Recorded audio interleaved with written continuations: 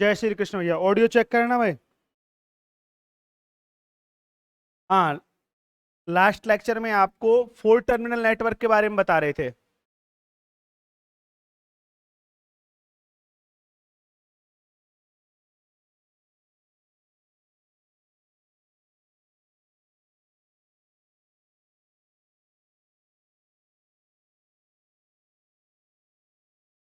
डाल दी heading 4 terminal network, चतुर्थ terminal जाल। समझाया था कल क्या होता है 4 टर्मिनल नेटवर्क। एक ऐसा कॉम्प्लिकेटेड नेटवर्क जिसमें 2 इनपुट और 2 आउटपुट। और हिंदी में भी इनपुट और आउटपुट ही लिखना, निवेशी निर्गत छोड़ो। अब समझ में आ गया? लिखो, फिजिक्स को फिजिक्स की भाषा में पढ़ो। समझ में आ गया? इसकी भी हिंदी मत करो, जहां तक हिंदी होती है वहां तक मैं करवा दूंगा, ज्यादा हिंदी मत करो। लिखो, वह जटिल जाल, वह कॉम्प्लिकेटेड नेटवर्क जिसमें 2 input terminal and 2 output terminal present हो, वह जटिल जाल जिसमें 2 निवेशी सिरे और 2 निर्गत सिरे विद्यमान हो, वह कॉम्प्लिकेटेड नेटवर्क जिसमें 2 input terminal and 2 output terminal present हो, 2 निवेशी सिरे और 2 निर्गत सिरे विद्यमान हो। कॉमा लगा दो और लिख दो, is known as 4 terminal network, चतुर्थ टर्मिनल जाल कहलाता है। Is known as 4 terminal network, चतुर्थ टर्मिनल जाल कहलाता है। लिख दिया? लिखो, चतुर्थ टर्मिनल जाल को क्या बोलते हैं, याद है? 2 पोर्ट नेटवर्क। चतुर्थ टर्मिनल जाल को द्विद्वारक जाल भी कहते हैं। चतुर्थ टर्मिनल जाल को द्विद्वारक जाल भी कहते हैं। 4 टर्मिनल नेटवर्क को 2 पोर्ट नेटवर्क भी कहते हैं, 2 पोर्ट नेटवर्क भी कहते हैं। बिकॉज चतुर्थ टर्मिनल जाल को द्विद्वारक जाल भी कहते हैं क्योंकि क्योंकि इनपुट पेयर, क्योंकि निवेशी युग्म एक द्वार का निर्माण करता है। बिकॉज इनपुट पेयर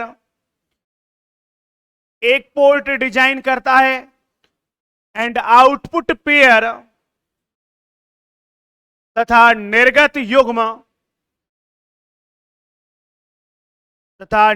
युग्म दूसरे द्वार का निर्माण करता है।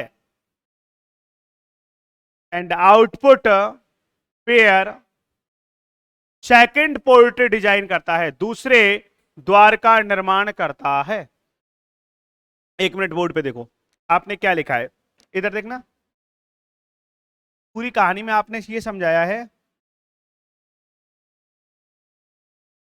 कि ये हमारे पास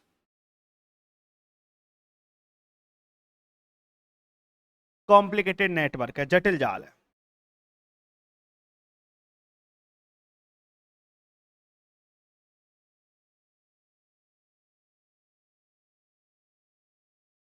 कॉम्प्लिकेटेड नेटवर्क, इसमें इलेक्ट्रॉनिक एलिमेंट्स कनेक्ट हैं। ठीक है, तो अपन एक बॉक्स से दिखा दिया कोई जाल है। ठीक है, इसमें ये दो तो इनपुट पेयर हैं, ये रहा एक, 2 इनपुट टर्मिनल है, तो एक पेयर तो ये हो गया। और ये क्या है? आउटपुट,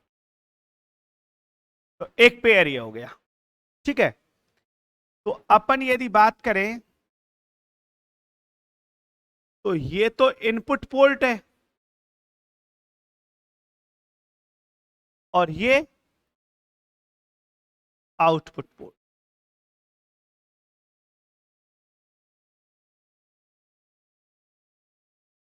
समझ में आ रहा है ना? टर्मिनल की बात करें, 1 मिनट ध्यान से देखेंगे। 1 1 इनपुट को किससे देते हैं अपन? 1 1 से। और आउटपुट को किससे देते हैं अपन? 2 2 से। समझ में आ रहा है? ठीक है, तो अपन यदि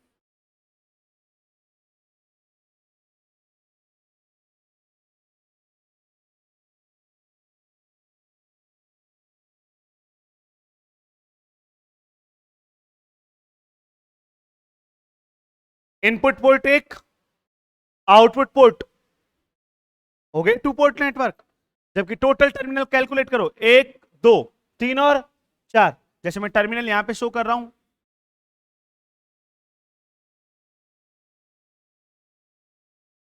तो कितने टर्मिनल है ये?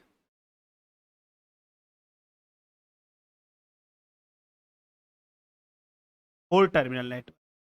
लेकिन 4 टर्मिनल नेटवर्क का दूसरा नाम क्या है? 2 पोर्ट नेटवर्क। क्योंकि इनपुट पर जो पेयर है, ये जो युग्म है, ये 1 पोर्ट बना रहा है, और आउटपुट पर जो पेयर है वो 1 पोर्ट बना रहा है। समझ में आ गया? तो टर्मिनल तो कितने हैं? 4। और पोर्ट कितने हैं, द्वार कितने हैं? एक इनपुट पर और दूसरा आउटपुट। क्लियर? जैसा डायग्राम दिख रहा है वैसे ही बना दो।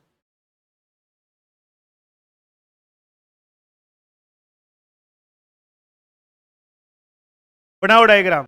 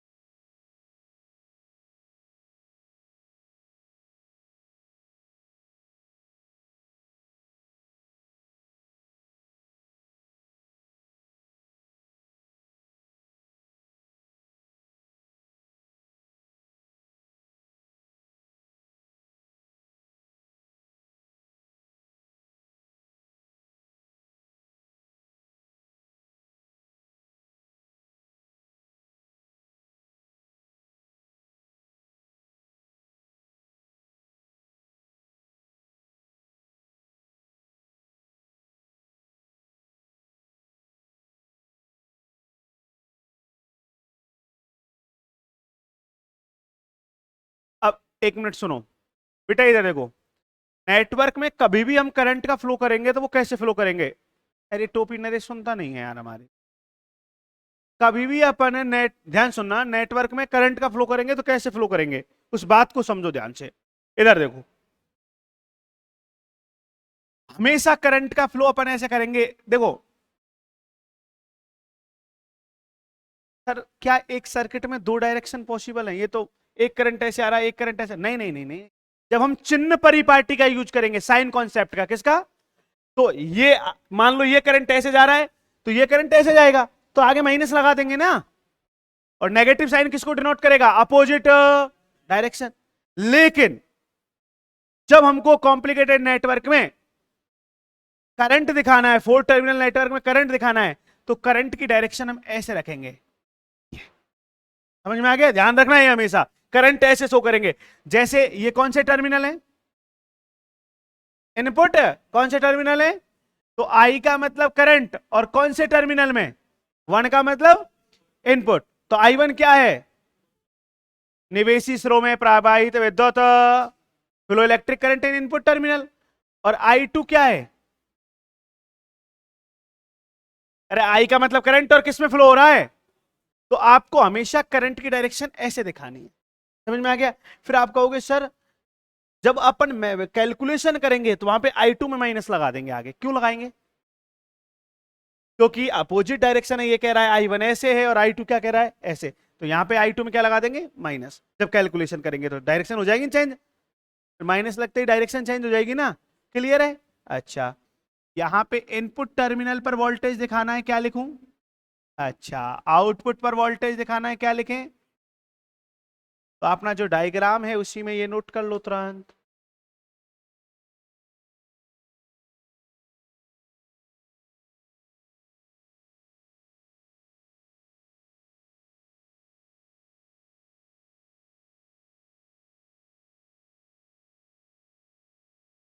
कर लिया नोट तो आगे चले।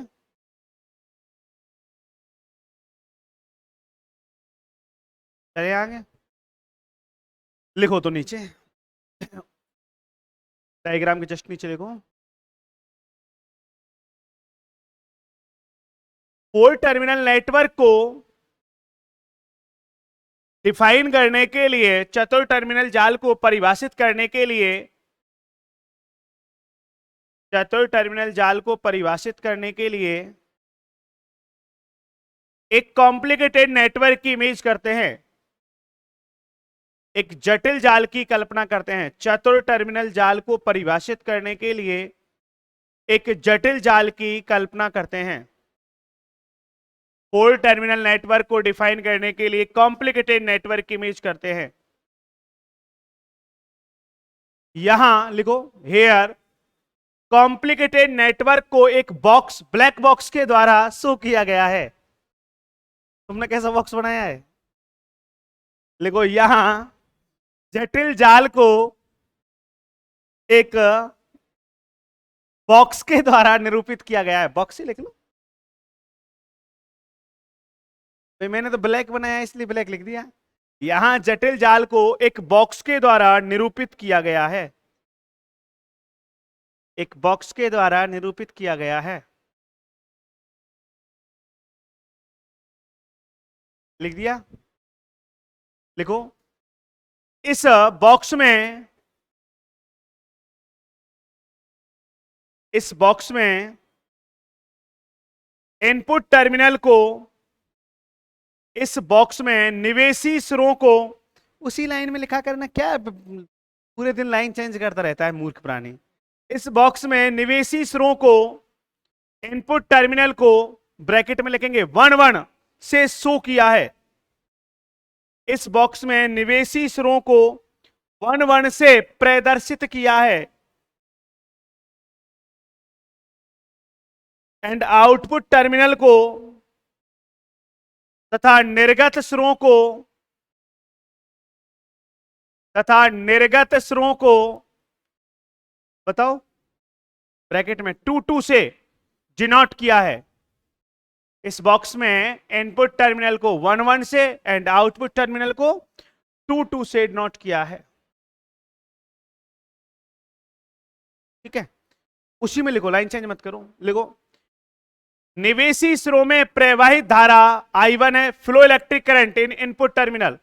देखो, flow electric current in input terminal is I1। निवेशी सिरों में प्रवाहित विद्युत धारा I1 है और निर्गत सिरों में प्रवाहित विद्युत धारा I2 है and flow electric current in output terminal is I2।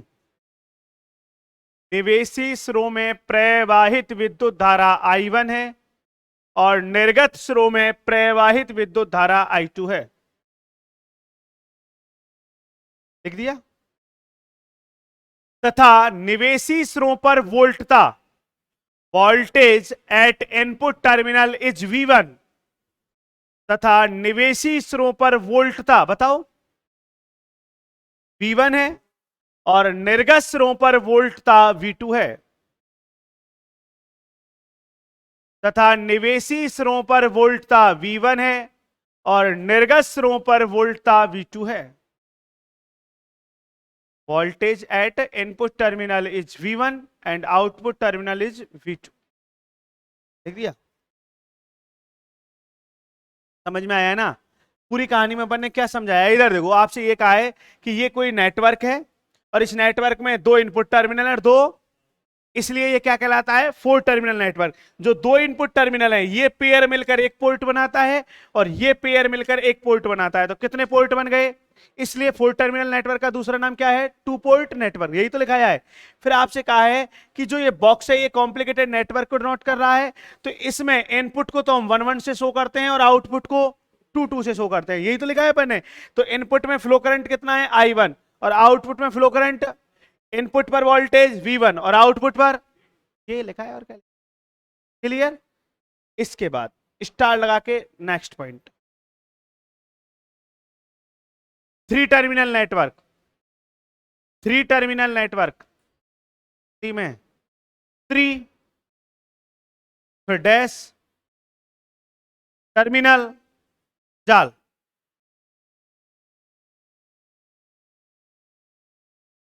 Three terminal network. बेटा 1 मिनट इधर देखना, समझ में आ जाए तो बताना, ऐसे डेफिनेशन लिखा देंगे, देखना। ये कॉम्प्लिकेटेड नेटवर्क, ध्यान सुनना।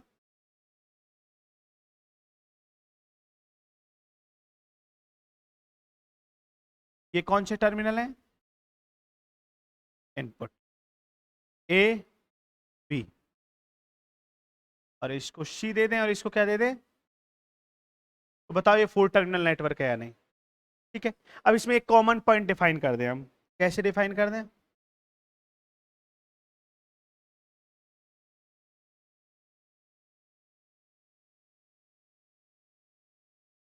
ये कॉमन पॉइंट डिफाइन कर दिया। अब टर्मिनल काउंट करो। एक टर्मिनल तो ये है, दूसरा टर्मिनल ये है, और तीसरा टर्मिनल ये है। कितने टर्मिनल हो गए? 3, क्योंकि ये दोनों तो कॉमन पॉइंट कर दिया ना। टोटल कितने टर्मिनल हैं? तो 4 टर्मिनल नेटवर्क 3 टर्मिनल नेटवर्क बन गया। कैसे बना? जब अपन ने 4 टर्मिनल नेटवर्क में क्या डिफाइन किया? Common point.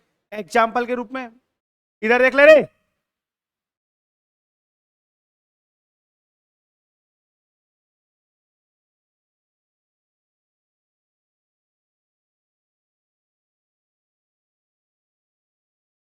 ये तुम्हारा पड़ा हुआ है इसलिए। इधर देखो,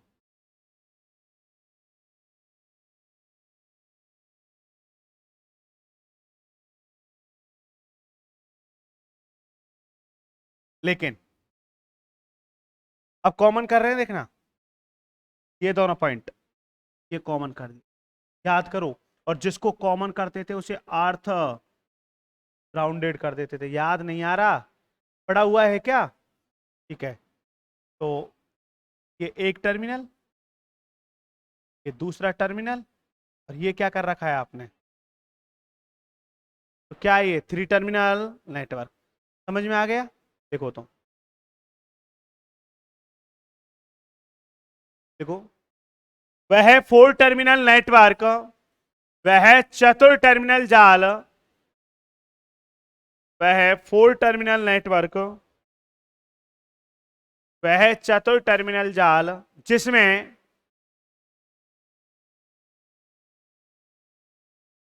एक कॉमन पॉइंट डिफाइन हो। वह चतुर टर्मिनल जाल जिसमें एक उभयनिष्ठ बिंदु, एक उभयनिष्ठ बिंदु परिभाषित हो, एक कॉमन पॉइंट डिफाइन हो। दैट मीन्स 3 टर्मिनल प्रेजेंट हो, अर्थात जटिल जाल में 3 टर्मिनल उपस्थित हो, अर्थात जटिल जाल में 3 टर्मिनल उपस्थित हो। कॉमन लगा लिख दो, is known as 3 terminal network. 3 terminal जाल कहलाता है, 3 टर्मिनल जाल कहलाता है। कुल मिला के अपन ने क्या बोला है कि जो 4 टर्मिनल नेटवर्क है उसमें अपन क्या करेंगे? कॉमन पॉइंट कर देंगे, तो क्या बन जाएगा? वो 3 टर्मिनल बन जाएगा। पहले ये डायग्राम बना लो, फिर ये बना।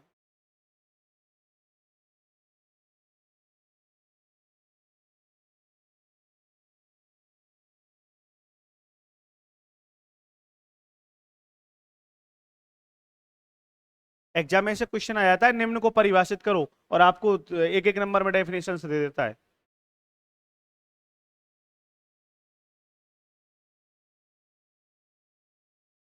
लिख लिया तो आगे चलें।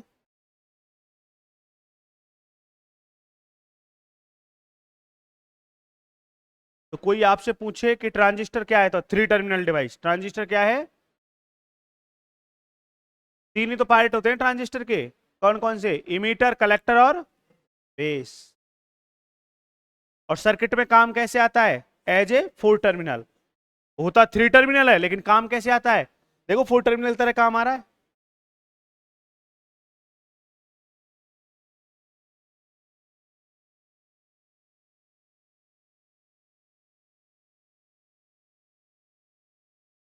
चले आगे भाई।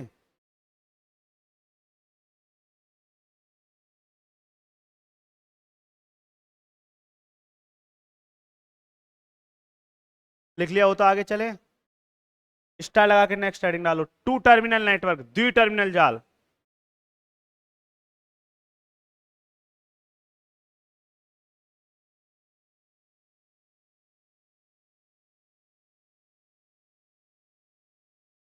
टू टर्मिनल नेटवर्क, द्वि टर्मिनल जाल। बताओ टू टर्मिनल नेटवर्क क्या होगा, कैसे बनाओगे आप? ये कॉम्प्लिकेटेड नेटवर्क है।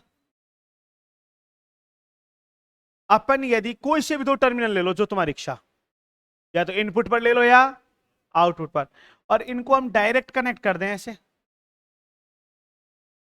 ये तो शॉर्ट सर्किट हो गया। अरे अपन ने डायरेक्ट जोड़ दिया ना, अब कितने टर्मिनल बचे? मेरी बात नहीं आई समझ में? इन दोनों को हमने क्या कर दिया, डायरेक्ट कनेक्ट कर दिया, मतलब सर्किट को क्या कर दिया, शॉर्ट। लघुपतित हिंदी में, तुम जानते हो लघुपतित कैसे करते हैं? नहीं जानते शॉर्ट सर्किट करना? जैसे अपने पास कोई स्विच है वो, ठीक है, अपने पास वायर है, उसमें अपन ने वायर लगा दिए। अब दो वायर कहाँ हैं तुम्हारे हाथ में, ये अपन ने पंखे में कनेक्ट कर दिए। मेरी बात सुनो, अपने पास स्विच है कोई, उस स्विच में दो वायर लगा दिए दो वायर। अब दो वायर कहाँ हैं अपने पास, हाथ में, ये पंखे में लगा दिए, पंखा स्टार्ट हो जाएगा, ठीक है। तो ये आउटपुट है, आउटपुट टर्मिनल है, पंखे में लगाए, इसको बोलते हैं लोड। क्या बोलते हैं? पंखा एसी, जहां पे लोड ही तो है, ये आउटपुट पर कनेक्ट कर रहे हैं, ठीक है। और हमने लोड कनेक्ट नहीं किया बेटे, नितिन भाई इधर देखा, हमने डायरेक्ट कनेक्ट कर दिए, कोई इंपीडेंस नहीं जोड़ी, हमने डायरेक्ट कनेक्ट कर दिए। क्या होगा? आग लग जाएगी। क्यों आग लग गई? कि बीच में आर नहीं लगाया। क्या नहीं लगाया? आर। ओम का नियम क्या कहता है? वी बराबर आई आर, तो आई बराबर वी अपॉन आर। और तुमने क्या नहीं लगाया? आर नहीं लगाया। पंखा लगाओगे तो लोड लग गया, रेजिस्टेंस लग गया है ना। लेकिन आपने डायरेक्ट कनेक्ट कर दिया, मतलब आर का मान कितना कर दिया, और 1/0, इनफाइनाइट करंट, अनंत मान की प्रवाहित हो जाएगी। और जैसे करंट इनफाइनाइट रेंज की जाएगी, तुरंत वहां पर क्या लग जाएगी? इसे बोलते हैं शॉर्ट सर्किट। क्या बोलते हैं? तो शॉर्ट सर्किट की कंडीशन क्या होती है? क्या होती है कंडीशन, बोल शॉर्ट सर्किट की? रेजिस्टेंस तो जीरो। रेजिस्टेंस तो क्या होता है? करंट कितना होता है? इनफाइनाइट। और वोल्टेज जीरो हो गया ना। ये टर्मिनल और ये टर्मिनल दोनों आपने कनेक्ट किए, तो दोनों पर वोल्टेज सेम हो जाएगा। दोनों कनेक्ट कर दिए तो वोल्टेज डिफरेंस क्या निकला? ये दोनों कनेक्ट कर दिए, तो मैं पूछ रहा हूं अब डिफरेंस बताओ कितना है? जीरो। समझ में आ गया? और ओपन सर्किट क्या होता है? ये तो शॉर्ट सर्किट समझा दिया तुमने। खुला परिपथ क्या होता है? कुछ भी कनेक्ट नहीं करें, ये कंडीशन। क्या अब धारा प्रवाहित होगी? नहीं होगी धारा प्रवाहित। तो बेटा ये कंडीशन, यहां पे हम कुछ भी कनेक्ट नहीं कर रहे, तो ये ओपन सर्किट होता है। कौन सा सर्किट होता है? तो यहां पे करंट का मान कितना होगा? जीरो। और करंट का मान जीरो, देख ज्ञानी सुन ही नहीं रहा, देख मूर्ख, करंट जीरो कब होगा? जब रेजिस्टेंस, इसका मतलब ओपन सर्किट में रेजिस्टेंस किस रेंज में पहुंच जाता है? इनफाइनाइट। अनंत प्रतिबाधा है, अनंत प्रतिरोध है, तभी तो धारा प्रवाहित नहीं हो रही। समझ में आ रहा है नहीं आ रहा? कुछ समझ में नहीं आ रहा, नींदों में रहते हैं। तो टू टर्मिनल नेटवर्क की डेफिनेशन एक तो ऐसे लिख सकते हो आप कि फोर टर्मिनल नेटवर्क में कोई भी दो टर्मिनल शॉर्ट सर्किट करने पर, दो शॉर्ट सर्किट कर दिए, अब कितने बचे? वही तो बचे। क्या प्राप्त होता है? Two terminal network. या डायरेक्ट सबसे सीधी परिभाषा दुनिया की, नाम से ही पता चल रहा है, द्वि टर्मिनल जाल वह जटिल जाल जिसमें कितने टर्मिनल हो, क्या कहलाता है? टू टर्मिनल है। समझ में आ गया? एग्जाम्पल के रूप में जितनी भी तुम डिवाइस 12 तक पढ़ के आ रहे हो, मोस्टली सब टू टर्मिनल नेटवर्क हैं। जैसे सबसे बढ़िया एग्जाम्पल क्या है आपका? डायोड। एक टर्मिनल ये रहा, एक टर्मिनल, डायोड होता है ना। डायोड में पढ़े तुमने? फोटो डायोड, जेनर डायोड, पढ़े नहीं पढ़े? नहीं भी पढ़े तो पढ़ेंगे, अब है तुम्हारे सिलेबस में, ठीक है। हाँ है, लास्ट वाली यूनिट में तो ऑसिलेटर हैं, पहली यूनिट के सेकंड चैप्टर में। डायोड ही पढ़ाएंगे, ठीक है। तो लिखो, वह जटिल जाल, वह जटिल जाल जिसमें जिसमें दो टर्मिनल विद्यमान हो, वह जटिल जाल, कॉम्प्लिकेटेड नेटवर्क जिसमें टू टर्मिनल प्रेजेंट हो, is called two terminal network, द्विटर्मिनल जाल कहलाता है।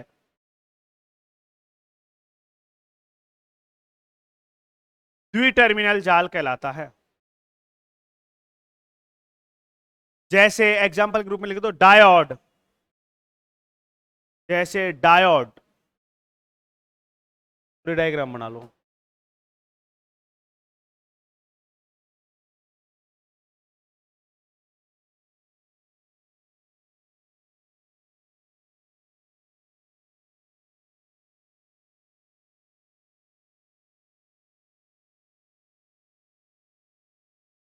लिख दिया,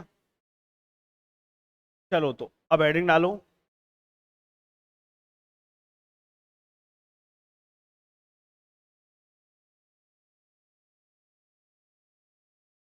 ड्राइविंग पॉइंट इंपीडेंस, परिचालन बिंदु प्रतिबाधा।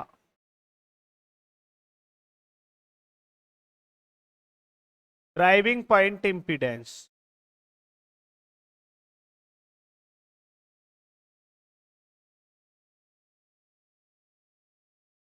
ड्राइविंग पॉइंट इंपीडेंस, परिचालन बिंदु प्रति। बेटा एक बार में डेफिनेशन तैयार होनी चाहिए, ध्यान सुनो। इस कल समझा दी थी आपको,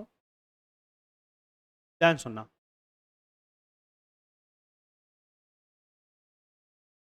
ये कोई नेटवर्क है मान लो, समझना क्या बेटा। इसमें कितने लूप मान लें अपन, ये दो लूप है। ये कोई नेटवर्क है जिसमें कितने लूप हैं, यहां पे कोई बैटरी कनेक्ट है मान लो। क्या कनेक्ट है, बैटरी। कौन से लूप में कनेक्ट है, फर्स्ट लूप में। बैटरी कौन से लूप में कनेक्ट है, फर्स्ट लूप में। और इसके कारण करंट जा रहा है।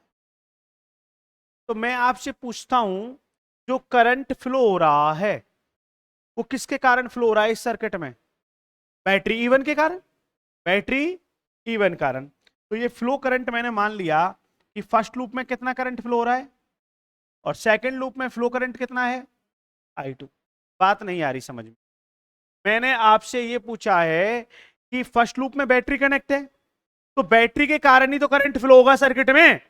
अब कितने लूप है सर्किट में, दो। तो फर्स्ट लूप में फ्लो करंट कितना है, I1। सेकंड लूप में फ्लो करंट कितना है, तो I2 किसके कारण फ्लो हो रहा है, बैटरी E1 के कारण। I1 किसके कारण फ्लो हो रहा है, बैटरी E1 के कारण। समझ में आ रहा है नहीं आ रहा, अच्छा। अब मैं आपसे कहता हूं, यदि इनका रेशियो निकालें हम, इनका रेशियो निकालें, जिस लूप में बैटरी कनेक्ट है, जिस लूप में बैटरी कनेक्ट है उसी में फ्लो करंट लें अपन। जिस लूप में बैटरी कनेक्ट है, कौन से लूप में कनेक्ट है, फर्स्ट लूप में, और इसमें फ्लो करंट कितना है, I1। अब वोल्टेज और करंट का रेशियो लें, वोल्टेज और करंट का रेशियो ले, तो क्या आएगा बताना, E1 upon I1। Voltage upon current क्या बनता है, इंपीडेंस। अरे वोल्टेज अपॉन करंट क्या होता है, V बराबर IR से, R होता है नहीं होता, इंपीडेंस होता है नहीं होता, तो इंपीडेंस होगा। लेकिन जिस लूप में बैटरी कनेक्ट है और उसी लूप में यदि आप करंट ले रहे हो तो उसे बोलते हैं ड्राइविंग पॉइंट इंपीडेंस। क्या बोलते हैं, और नहीं सर हम तो फर्स्ट लूप में तो बैटरी कनेक्ट है और करंट कौन से लूप का ले रहे हैं, जैसे 4 टर्मिनल नेटवर्क हम बात करें, हम इनपुट टर्मिनल पर वोल्टेज और आउटपुट टर्मिनल का क्या लें, करंट। इनपुट पर वोल्टेज कितना है, V1, और आउटपुट पर करंट कितना है, I2, तो उसे हम बोलते हैं ट्रांसफर इंपीडेंस। क्या बोलते हैं, और जिस टर्मिनल पर बैटरी कनेक्ट है और उसी का वोल्टेज और उसी का करंट लें तो उसे हम क्या बोलते हैं, ड्राइविंग पॉइंट। और एक का वोल्टेज और दूसरे का करंट लें तो उसे क्या बोलते हैं, एक मिनट। अब मैं ड्राइविंग पॉइंट इंपीडेंस की डेफिनेशन ऐसे लिखा दूं, आपके समझ में आ गया हो तो ध्यान सुनना। यदि किसी एक लूप में बैटरी संयोजित हो, क्या बोला मैंने, किसी एक लूप में बैटरी संयोजित हो और उस लूप में और उस लूप में वोल्टता और धारा का अनुपात लिया जाए तो यह अनुपात ड्राइविंग पॉइंट इंपीडेंस कहलाता है। क्या कहलाता है? एक मिनट, और इस बात को ऐसे बोले, यदि फर्स्ट नाम दे दो, सेकंड नाम दे दो, जो तुम्हारी इच्छा। यदि फर्स्ट लूप में बैटरी कनेक्ट हो और सेकंड लूप में करंट फ्लो, कौन से लूप में? सेकंड लूप में करंट फ्लो, तो वोल्टेज एंड करंट का रेशियो रिक्त स्थान कहलाता है। ट्रांसफर इंपीडेंस क्या कहलाता है? अंतरित प्रतिबाधा, एक का वोल्टेज और दूसरे का। लेकिन इसके लिए एक बात है, ऐसे भी तो हो सकता है बेटा, चश्मुद्दीन सुन, कैसे हो सकता है कि यहां पे भी बैटरी संयोजित है और यहां पे भी बैटरी संयोजित। अब बता, अब मैं तुमसे पूछूं I1 किसके कारण फ्लो हो रहा है? दोनों बैटरी का इफेक्ट होगा। यदि 3 बैटरी कनेक्ट है तो तीनों का इफेक्ट होगा। मेरी बात समझ में आई? इसलिए इन प्रतिबाधाओं को समझाने के लिए जितने और वोल्टेज सोर्स, करंट सोर्स लग रहे हैं सर्किट में, सबको हटा, केवल एक का इफेक्ट देखते हैं। जैसे अपन E1 का इफेक्ट देख रहे हैं तो किसको हटा देंगे सर्किट में से? E2 को। और E2 का इफेक्ट देख रहे हैं तो किसको हटा देंगे? बाकी जितने भी सर्किट में लग रहे हैं उन सबको हटा देते हैं। क्या कर देते हैं? रिप्लेस कर देते हैं, प्रतिस्थापित कर देते हैं सर्किट से। समझ में आ गया? लिखें, लिख पा रहा हूं? एक मिनट, एक मिनट।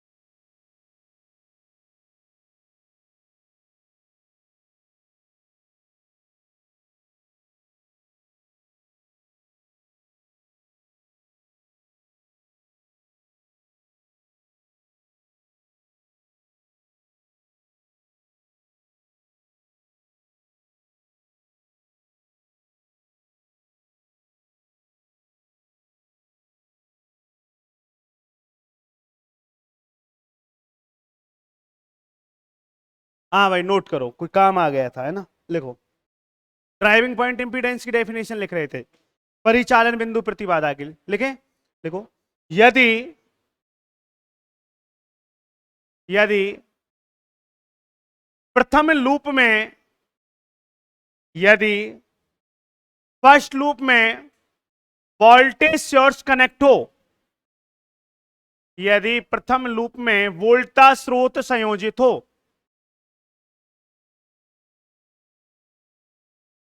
यदि प्रथम लूप में वोल्टा स्रोत संयोजित हो और उस वोल्टा स्रोत के कारण, और उस वोल्टा स्रोत के कारण प्रथम लूप में धारा प्रवाहित हो, यदि प्रथम लूप में वोल्टा स्रोत संयोजित हो और उस वोल्टा स्रोत के कारण प्रथम लूप में धारा प्रवाहित हो, धारा प्रवाहित हो, तो देन आपने क्या लिखा है, एक बार पढ़ो। फर्स्ट लूप में वोल्टेज सोर्स कनेक्ट हो और उस वोल्टेज सोर्स के कारण कौन से लूप में, फर्स्ट लूप में करंट फ्लो हो, यही तो लिखा है। Then the ratio of voltage and current, the ratio of voltage and current is set to be driving point impedance. क्या लिख दिया, प्रथम लूप में धारा प्रवाहित हो तो वोल्टता और धारा का अनुपात, तो वोल्टता और धारा का अनुपात परिचालन बिंदु प्रतिबाधा कहलाता है। लिख दिया, वोल्टता और धारा का अनुपात परिचालन बिंदु प्रतिबाधा कहलाता है।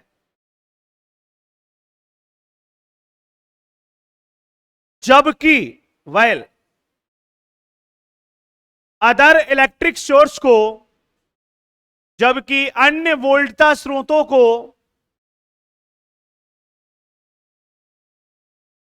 अदर इलेक्ट्रिक सोर्स को उनकी आंतरिक प्रतिबाधा से, देयर इंटरनल इंपीडेंस से रिप्लेस कर दिया जाए। अदर वोल्टेज सोर्स को, जबकि अन्य वोल्टता स्रोतों को या विद्युत स्रोतों को, जो भी आपने लिखा है, उनकी आंतरिक प्रतिबाधा से प्रतिस्थापित कर दिया जाए। इस लाइन का मतलब समझ में आ गया ना, मतलब उनको सर्किट से हटा दिया जाए। जितने भी इलेक्ट्रिक सोर्स लग रहे हैं बाकी को सर्किट से क्या करेंगे, आपने लिखा है जबकि अन्य विद्युत स्रोतों को या वोल्टता स्रोतों को उनकी आंतरिक प्रतिबाधा से प्रतिस्थापित कर दिया जाए। आंतरिक प्रतिबाधा का मतलब जानते हो, तुम नहीं जानते? इंटरनल इंपीडेंस का मतलब जानते हो? अरे सुनो, आप कोई भी इलेक्ट्रिक सोर्स बनाते हो तो उसकी इंटरनल इंपीडेंस होती है। जैसे आप न्यूमेरिकल करेंगे ना, वहां पे ऐसे मिला करेगा, देखो तुमको ऐसे मिले। तो ये तो कोई बैटरी लग रही है, वोल्टेज सोर्स है जिसका वोल्टेज कितना है, ई, और यहां पे ऐसे लिखा मिल करेगा जेड एस। जेड का मतलब इंपीडेंस और एस का मतलब सोर्स का, किसका, जो ये स्रोत लग रहा है इसकी आंतरिक प्रतिबाधा है। ये बात नहीं आई समझ में? जेड एस क्या है, ये जो बैटरी लग रही है इस बैटरी की क्या है, आंतरिक प्रतिबाधा, इंटरनल इंपीडेंस है। कहां से आ गई इंटरनल इंपीडेंस मूर्खो? इसी के आधार पर विद्युत स्रोत दो प्रकार के होते हैं, वोल्टेज और करंट। यदि सीरीज में कनेक्ट है तो वोल्टेज सोर्स और पैरेलल में कनेक्ट है तो, पढ़ाया था स्टार्टिंग में, वोल्टता स्रोत की डेफिनेशन पढ़ाई थी, याद है? यदि इंटरनल इंपीडेंस लोड इंपीडेंस के सीरीज में कनेक्ट हो तो वह इलेक्ट्रिक सोर्स वोल्टेज सोर्स कहलाता है, और पैरेलल में कनेक्ट है तो करंट सोर्स। हमने तो सभी क्लास लिए, याद नहीं है ना डेफिनेशन? नहीं है? चलो ईमानदारी से बताओ, घर पे जाके तुम इन नोट्सों को टच भी करते हो क्या? ए झूठे हो, ऐसे देखते हैं घर पे जाके, पेज वेज पलटते हैं। तो अपन ने क्या बोला बेटा, अभी लाइन क्या लिखी, जबकि, जबकि अदर वोल्टेज सोर्स को, अदर, जैसे अपन इसका इफेक्ट देख रहे हैं और मान लो ये यहां लगा हुआ है सर्किट में, तो अपन इससे कहेंगे भाई तू चल यहां से हट जा, और इसको सर्किट में से अपन हटा देंगे, ये हटा दिया। जब अपन इसको सर्किट में से हटाएंगे तो इसकी जो इंटरनल इंपीडेंस है वो लगी रहने देंगे। हाँ, यही तो लिखा है आपने। जबकि अन्य वोल्टता स्रोत को उसकी आंतरिक प्रतिबाधा से क्या कर देते हैं, मतलब उसकी इंटरनल इंपीडेंस तो लगी रहेगी, और वोल्टेज सोर्स को सर्किट से क्या करेंगे। इसका क्या फायदा मिला तुमको, वोल्टेज सोर्स हटाने से क्या हुआ? सर हमको केवल एक का इफेक्ट देखना है, इसका इफेक्ट नहीं देखना, समझ में आ गया? केवल, और यदि E2 का इफेक्ट देखेंगे तो किसको हटा देंगे, E1 को। अब बताओ ड्राइविंग पॉइंट इंपीडेंस की डेफिनेशन समझ में आई नहीं आई? आपने क्या लिखा है, फर्स्ट लूप में बैटरी कनेक्ट है, उसके कारण फर्स्ट लूप में करंट का फ्लो हो, तो ये वोल्टेज और करंट का रेशियो ड्राइविंग पॉइंट इंपीडेंस कहलाता है। लेकिन उसके लिए कंडीशन क्या है, इस नेटवर्क में यदि कोई और इलेक्ट्रिक सोर्स है तो उसे सर्किट में से क्या करेंगे, हम हटा देंगे, रिप्लेस कर देंगे। सर यहां तो इंटरनल इंपीडेंस दे ही नहीं रखी, वोल्टेज सोर्स ही लगा रखा है E2, नहीं दे रखी ना, नहीं दे रखी तो सुविधा के लिए 0 मान लेते हैं। क्या मान लेते हैं? पर ऐसी सुविधा भी मत मान लेना कहीं दे रखी और तुम सुविधा के लिए 0 मान लो। मतलब मैं ये कहना चाह रहा हूं, जैसे यहां पे ऐसे उसने इंटरनल इंपीडेंस दे दिया स्मॉल r इक्वल टू 2 ओम, ये दे दिया, और ये बैटरी E2। अब आपको सर्किट में से हटाना है, तो किसको हटा देंगे? E2 को, और R को लगा रहने देंगे। और यदि R का मान नहीं दे रखा तो क्या मान लेंगे? कैलकुलेशन को इजी करने के लिए। समझ में आ गया? ये कहानी होती है। तो बताओ यहां तक क्लियर है या नहीं? क्लियर। तो ड्राइविंग पॉइंट इंपीडेंस के फार्मूले आपके क्या तैयार हो गए? जेड का मतलब क्या है? इंपीडेंस। जेड का मतलब क्या है? यदि मैं फर्स्ट लूप में लिखूं तो यहां पे क्या लिखूंगा? 1। कौन से लूप में लिखूं? और ड्राइविंग पॉइंट इंपीडेंस को आई इन से डिनोट करते हैं अपन। किससे डिनोट करते हैं? तो Z1 इन का मतलब क्या है? जेड का मतलब इंपीडेंस, जेड का मतलब 1 का मतलब फर्स्ट लूप में, 1 का मतलब, और IN का मतलब ड्राइविंग पॉइंट, परिचालन बिंदु। कौन सी? हाँ, क्या लिखे बताओ? Voltage upon current. तो फर्स्ट लूप में वोल्टेज कितना है और करंट कितना है? नहीं, हमको तो सेकंड लूप में लिखनी है। कौन से लूप में लिखनी है? तो बताओ कैसे लिखेंगे? Z2, लेकिन उसी लूप का वोल्टेज लेंगे और उसी का क्या लेंगे? करंट लेंगे। बताओ समझ में आया नहीं आया? आ गई बात समझ में? क्लियर है टॉपिक? देखो तो। हाँ बोल बेटा, जोर से बोल। इंटरनल रेजिस्टेंस तो हमेशा होगा, बिल्कुल होगा। उसे कई बार आइडियल कंडीशन लेके सॉल्व करते हैं हम न्यूमेरिकल, तो वहां पे क्या मान लेते हैं? 0। इसका मतलब तुमने क्लास स्टार्टिंग के नहीं लिए, तभी तो क्वेश्चन तूने ले तो रखी है। हम बेटी, क्या लिख रहा है ये पढ़ना? क्या लिख रहा है? इनको जब पढ़ेंगे ना तो हमारे सब कुछ समझ में आ जाएगा। ठीक है, आपका क्वेश्चन, 1 मिनट ऑफलाइन में एक बच्चे का डाउट है, मैं उसको क्लियर कर दूं।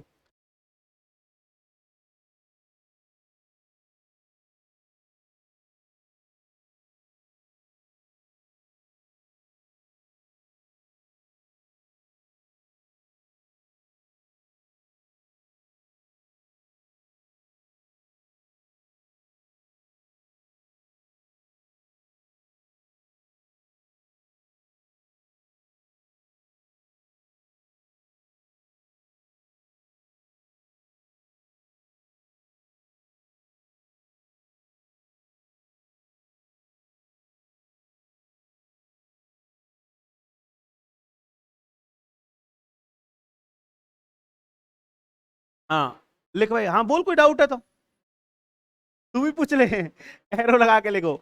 प्रथम लूप में परिचालन बिंदु प्रतिबाधा, ड्राइविंग पॉइंट इंपीडेंस इन फर्स्ट लूप। और खुल के पूछा करो, कोई भी डाउट हो तो। सुन लिया ना? हाँ, टेंशन मत क्या करो, लाइन लगा के पूछा करो। ड्राइविंग पॉइंट इंपीडेंस इन फर्स्ट लूप, और लिख दो Z1 in equal to E1 upon I1। प्रथम लूप में परिचालन बिंदु प्रतिबाधा, और ये काम आएंगे मैं जब पूछूंगा ना, ये जैसे E1 अपॉन I1 लिख रहा है, तो ये क्या है? मतलब फर्स्ट लूप और फर्स्ट लूप का करंट। समझ में आया? तो तुम बोलेंगे ड्राइविंग पॉइंट इंपीडेंस कौन सी?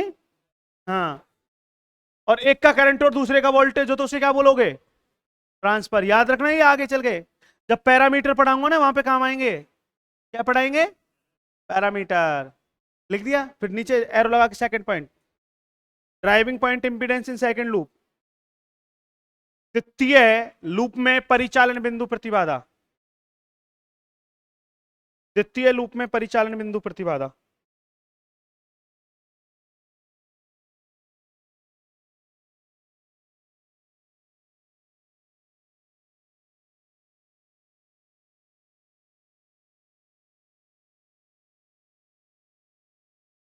लिख लिया?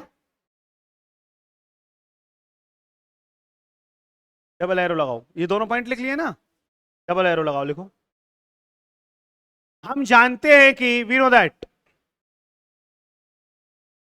डबल एरो लगा के लिखो, हम जानते हैं कि inverse function of impedance is said to be admittance. हम जानते हैं कि प्रतिबाधा का व्युत्क्रम फलन प्रविष्टता कहलाता है। हम जानते हैं कि प्रतिबाधा का व्युत्क्रम फलन प्रविष्टता कहलाता है। Inverse function of impedance is said to be admittance. It is denoted by Y. किससे व्यक्त करते हो? प्रतिबाधा का व्युत्क्रम फलन प्रविष्टता कहलाता है। इसे वाई से निरूपित करते हैं, Y. It is denoted by Y. क्या बोला था बोर्ड पे देखो,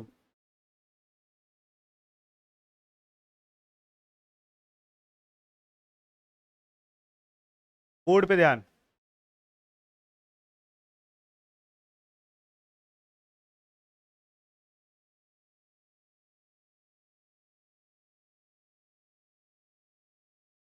यहां मैंने वोल्टेज है वो ई से दिखा रखा है, तो ई लिख लूं तुम्हें कोई समस्या नहीं हो तो? अरे वोल्टेज को अपन ने किससे नोट कर रखा है? ई लिख लूं क्या? वाई बराबर क्या होता है? 1/z। और जेड का मान अपन ने पढ़ा था v/i या e/i, वोल्टेज। हाँ भाई, लेकिन यहां पे जेड का मान रखेंगे तो क्या हो जाएगा?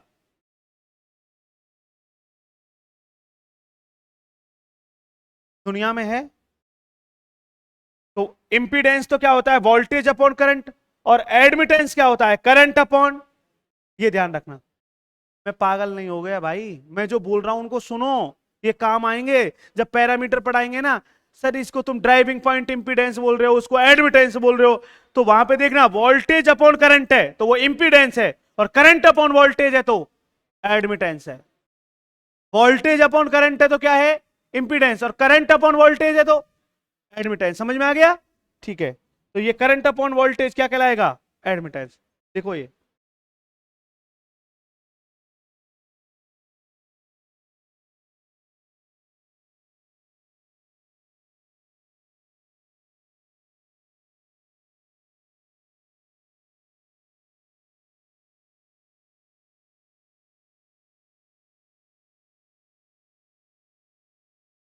लिख लिया। अब एक बार ड्राइविंग पॉइंट इंपीडेंस की डेफिनेशन पढ़ो, केवल डेफिनेशन, परिचालन बिंदु प्रतिबाधा के।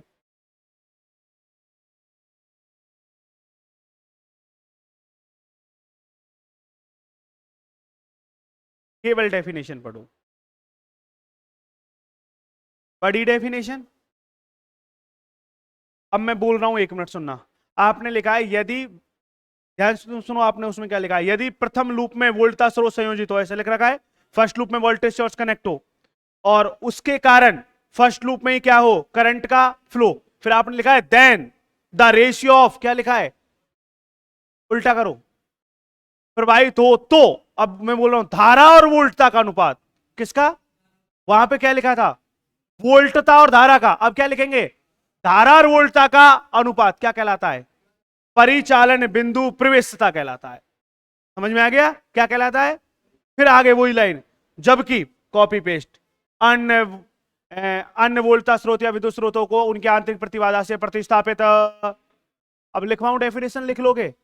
लिख लेंगे? तुरंत लिखो। लेकिन जहां आपने वोल्टता और धारा का अनुपात लिखा है उसे धारा और वोल्टता का अनुपात कर देना, और जहां परिचालन बिंदु प्रतिबाधा लिखा है उसको परिचालन बिंदु प्रवेशता कर देना। तुरंत नीचे डेफिनेशन लिखो।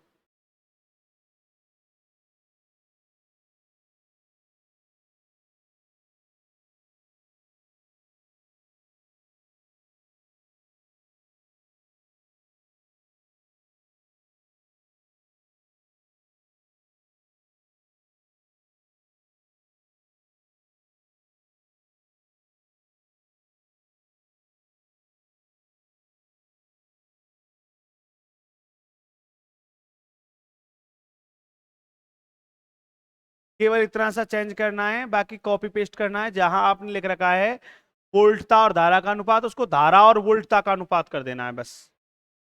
और आपने जहां लिख रखा है परिचालन बिंदु प्रतिबाधा कहलाता है, उसको लिख देना है परिचालन बिंदु प्रविष्टता। ड्राइविंग पॉइंट एडमिटेंस लिख देना है इंपीडेंस के स्थान पे। और रेशियो करंट और वोल्टेज का लेना है।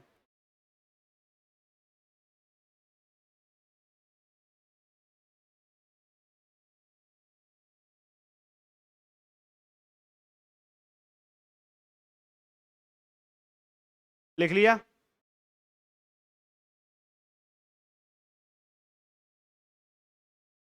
तो रानू बता, फर्स्ट लूप में ड्राइविंग पॉइंट एडमिटेंस क्या लिखेंगे? y1 in equal to i1 upon e1, सही है क्या? सही है बेटा? तो लिख दे, प्रथम लूप में परिचालन बिंदु प्रवेशता, driving point admittance in first loop. प्रथम लूप में परिचालन बिंदु प्रवेशता, driving point admittance in first loop.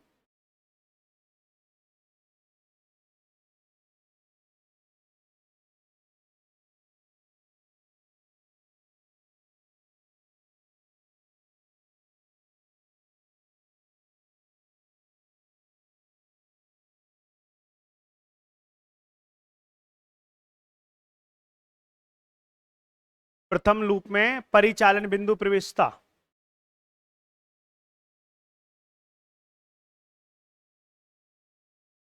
और ये लिखो द्वितीय लूप में परिचालन बिंदु प्रवेशता, driving point admittance in second loop, ये लिख दो।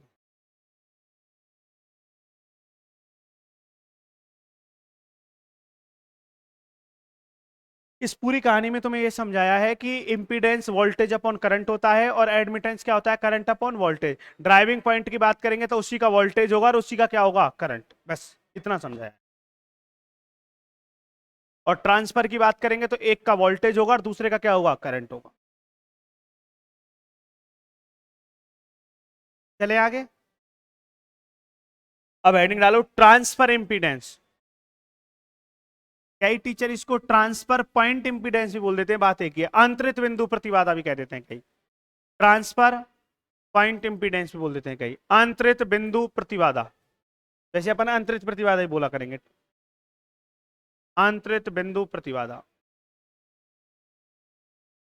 अब इसकी डेफिनेशन तुम बताएंगे, बताओ कैसे लिखोगे, एक बार बताओ। मैं लिखवा रहा हूं पर बताओ सही। यदि किसी एक लूप में वोल्टेज सोर्स कनेक्ट हो और उसके कारण सेकंड लूप में, और उसके कारण लूप में करंट का फ्लो हो, तो वोल्टेज और करंट का रेशियो। आपने क्या बोला? एक लूप में वोल्टेज सोर्स कनेक्ट हो और उसके कारण सेकंड लूप में करंट का फ्लो, तो वोल्टेज और करंट का रेशियो क्या कहलाता है?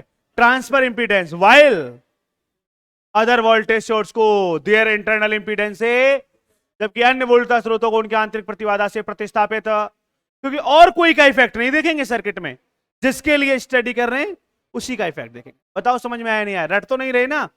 और एडमिटेंस की बात करेंगे ट्रांसफर की, तो अब करंट अपॉन वोल्टेज कर देंगे। और जेड का मतलब क्या होता है? इंपीडेंस। और टी का मतलब ट्रांसफर। अब ये कन्फर्म है, फर्स्ट में वोल्टेज सोर्स है और सेकंड में करंट है, तो कैसे लिखेंगे? 1 2। एक का तो वोल्टेज सोर्स और दूसरे का करंट, तो ऐसे ही तो लिखेंगे। और यदि नहीं सर, सेकंड में वोल्टेज सोर्स है और फर्स्ट में करंट है,